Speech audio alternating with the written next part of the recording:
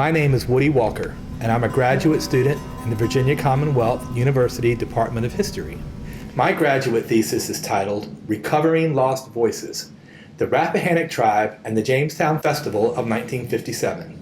Today is November 14th, 2019, and we are at the Rappahannock Tribal Center in the Indianness community. Indianness is located in King and Queen County on the Middle Peninsula of Virginia. My guest and narrator today is Chief G. Ann Richardson of the Rappahannock Tribe. This oral history explores Rappahannock tribal history, particularly during the 20th century, and ideas of cultural preservation, diaspora, and places of origin.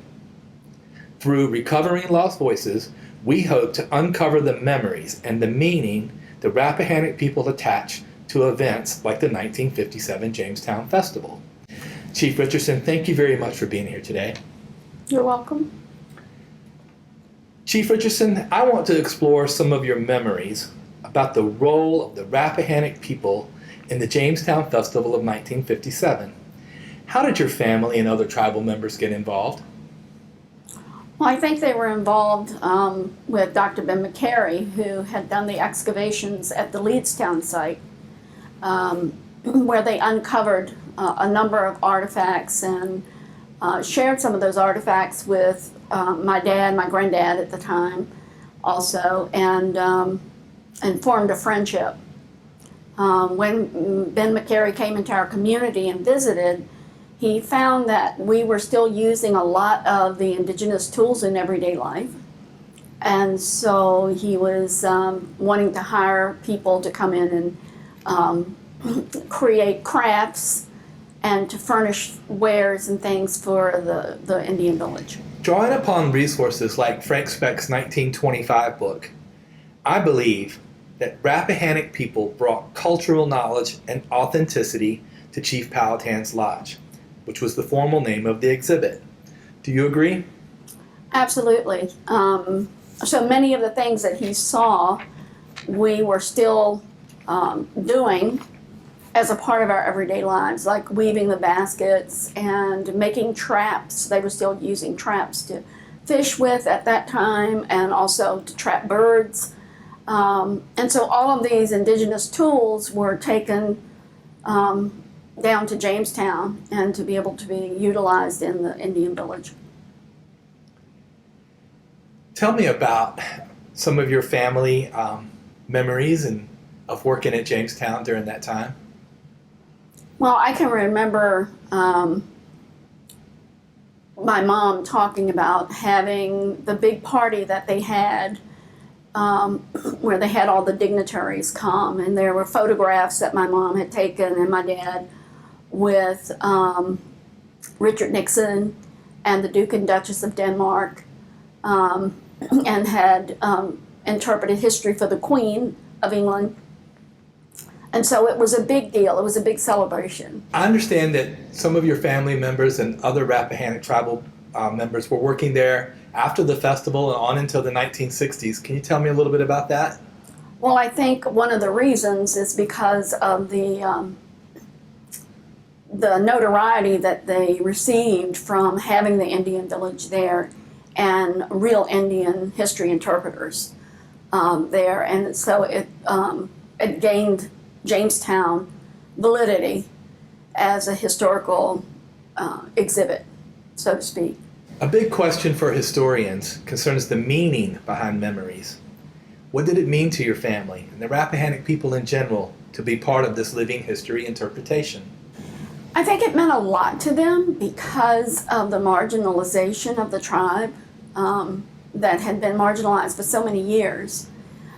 We were definitely not to be heard in Virginia still in the 50s.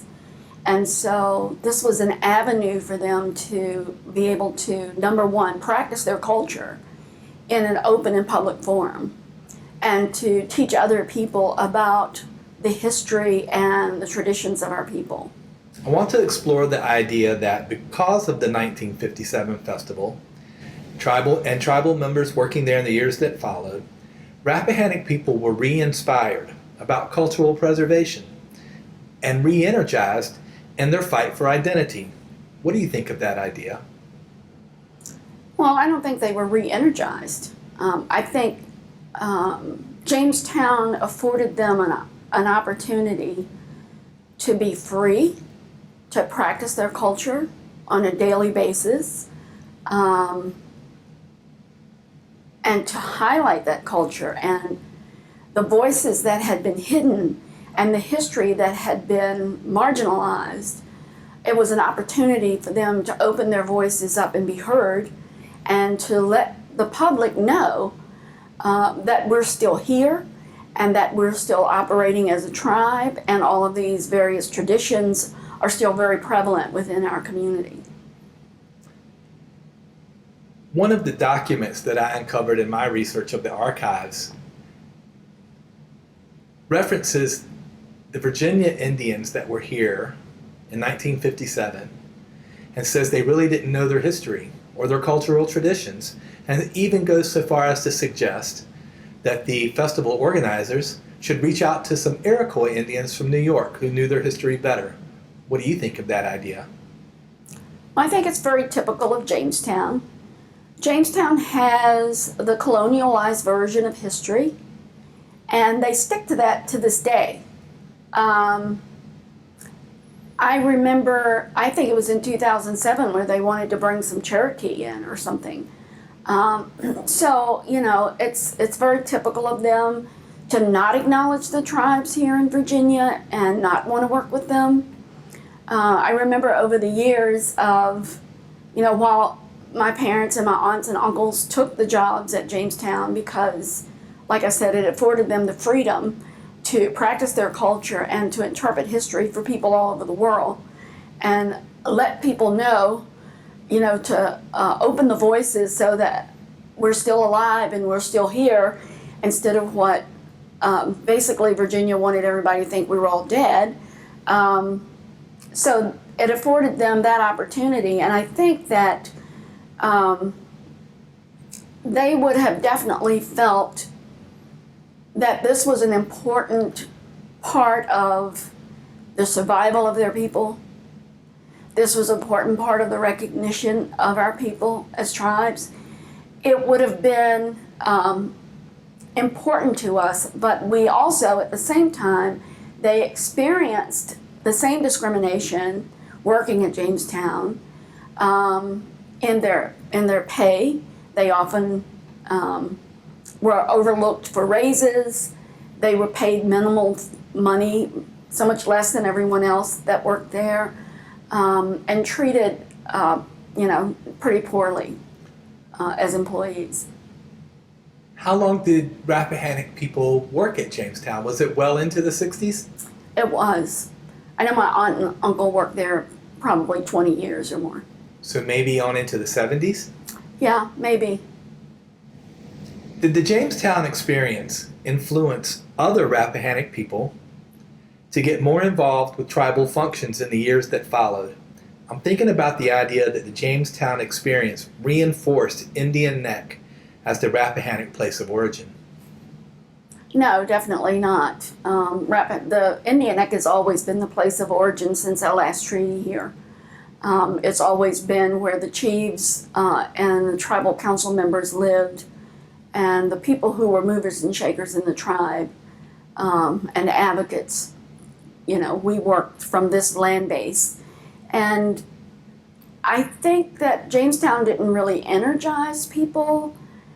I think that the next generation of people saw it as our parents had seen it, as an opportunity.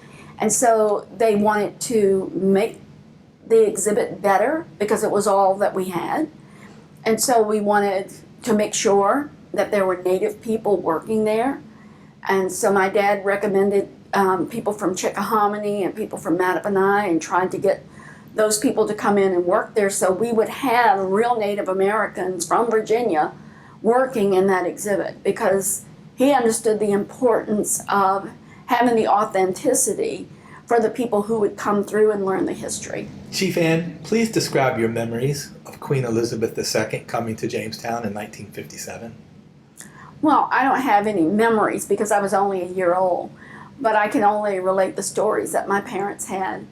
about how interested she was, how nice she was, and how beautiful she was.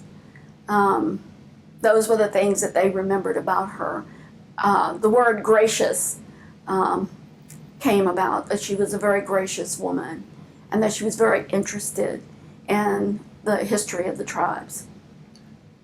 You know, I found a couple of photographs in the archives. One has your mother, Gladys Nelson, cooking fish over an open fire, very much reminiscent of a John White watercolor. The other photo has your aunt, Doris Ware Nelson, and she's shelling some corn into a basket sitting beside the fire. And you can see that the queen is very interested. And I'm just curious about, did your family members talk about that? I mean, did they talk about the idea that the queen had really paid attention to what she saw? Well, I think they were just thrilled to have met the queen and had time to interact with her as a world power. Britain was really at the top of the heap in '57, so they were thrilled about that. I know about the Queen returning in 2007 for the 400th anniversary. It was a big deal, and I remember it well. I know that you have some memories of her visit then in 2007. Can you share some of that with me? Sure. So there was quite a stir, as you might have guessed, around the 2007 commemoration. And they started planning years in advance. And they came to talk to us about what we would like to see in terms of our participation. They wanted us to participate. That was the big deal. They wanted us to participate in this event. But we weren't given any money. No money was ever talked about. We weren't given any kind of resources. Everything was focused on Jamestown and Colonial Williamsburg. So it was clear that they had no inkling that she would be interested in ever visiting our communities, or she would have any interest in seeing us. And so everything just became like a lull in working with the tribes until she sent her people here. I guess probably in 2006, we were invited to go there. And so we held a powwow there in London, and it was just phenomenal, the people that showed up for it. Everybody was buzzing about it. It was an amazing tour. We were there for 11 days, and I'm sure the Queen was reported to her all of that had taken place. So she sent her people here to find out what was here for 2007, what was being prepared.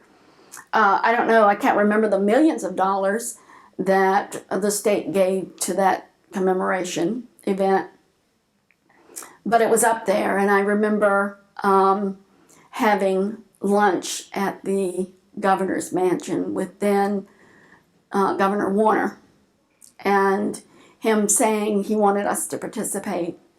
And I asked the question, how do you propose that we do that when we haven't been given any resources, we haven't been given any funds? How are we supposed to prepare for the Queen to come?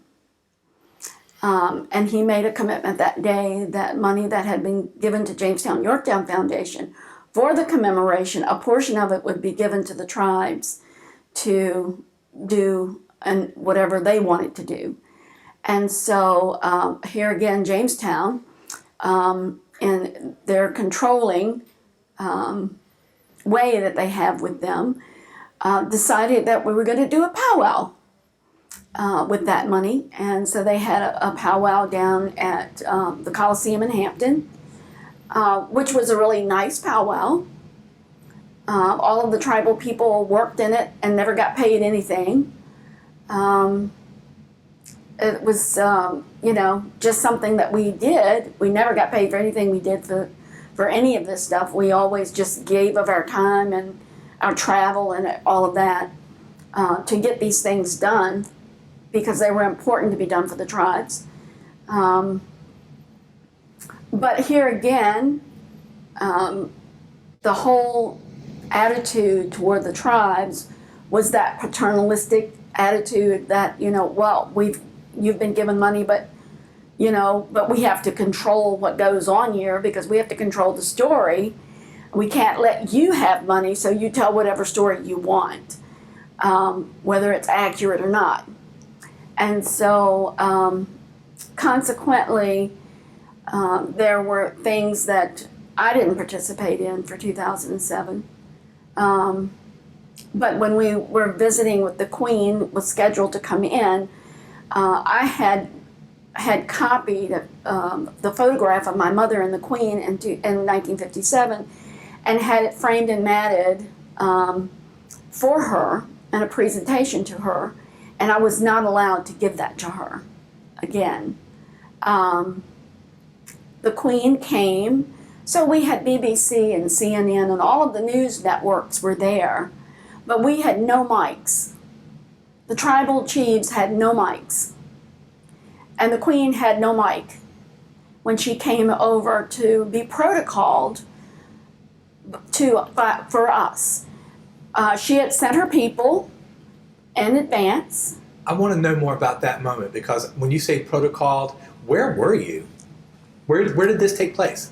Well, she was scheduled to go to Jamestown. She sent her people forth to Jamestown, and they had no exhibits on the tribal people.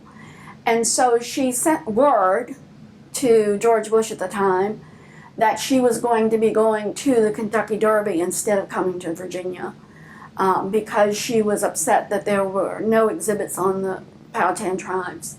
So then all of a sudden we all started getting calls from Jamestown, Yorktown Foundation saying, oh, you guys have to come down and help us do an exhibit and blah, blah, blah, blah, blah, blah, which I didn't do. There were some people that worked with them, I think primarily Pamunkey, but I didn't have time for that. And because of the way I'd been treated, I wasn't interested in doing it. And so when she came, actually the ceremony was held in Richmond at the governor's mansion at the Capitol, and instead of Jamestown.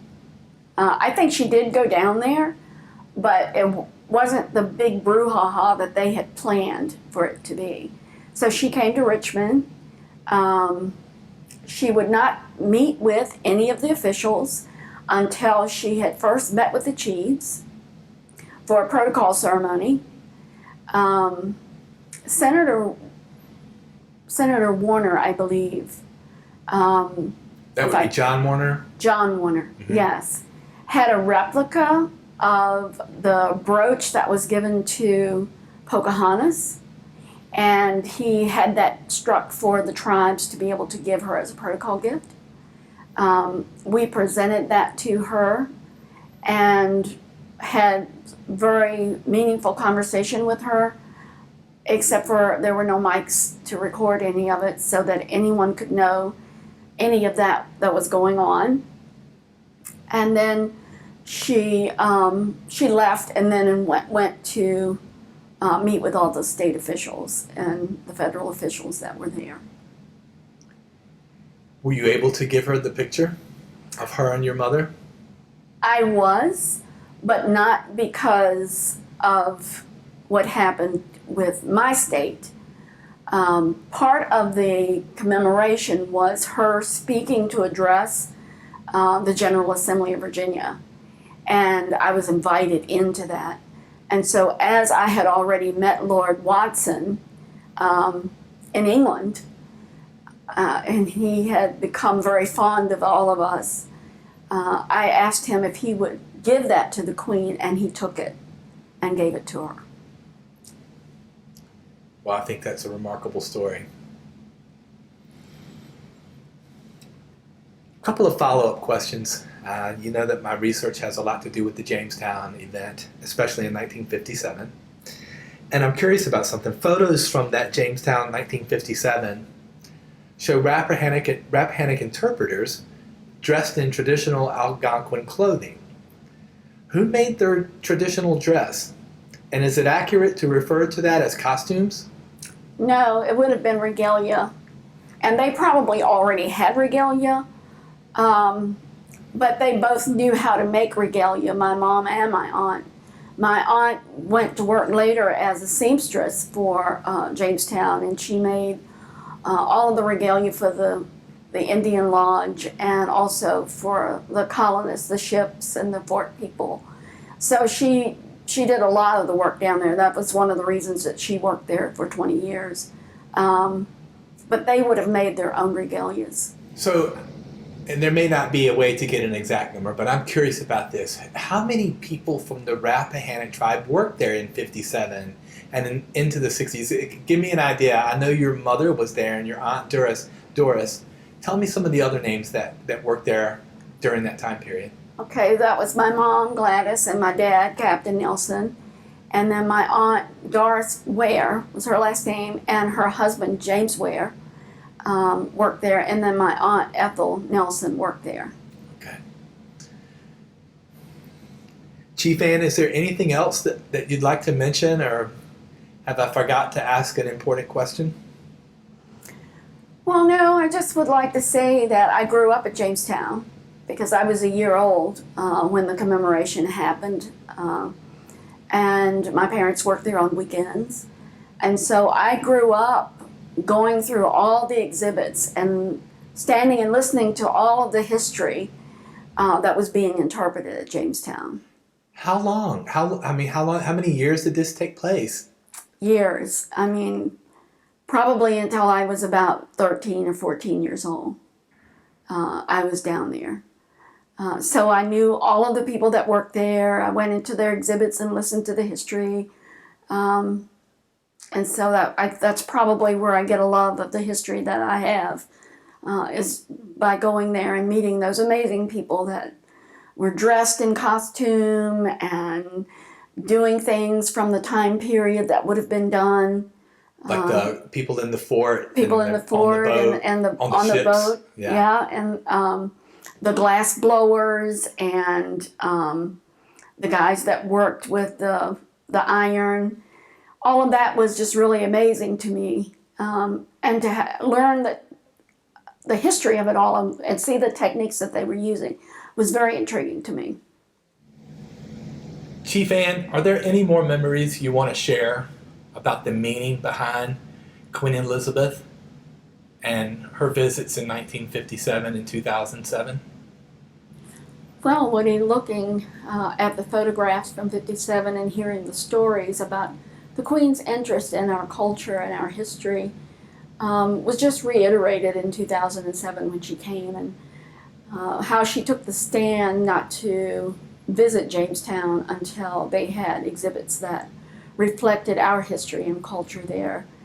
And it just let me know how much she cared about the tribes here and the treaties that her crown had made with our tribes, that she was not going to ignore us. She was not going to allow the state of Virginia to ignore us. She cared then, and she cares now, and she has supported us all the way through to our recognition. And she is an amazing woman. She's an amazing leader. And I'm privileged to have encountered her and met her in my lifetime, kind of carrying on the legacy of my parents at Jamestown. I want to thank you very much for being part of this project. It's an honor and a privilege for me to be able to talk with you about this. And I look forward to future conversations. Thank you, Woody. I appreciate you doing this project.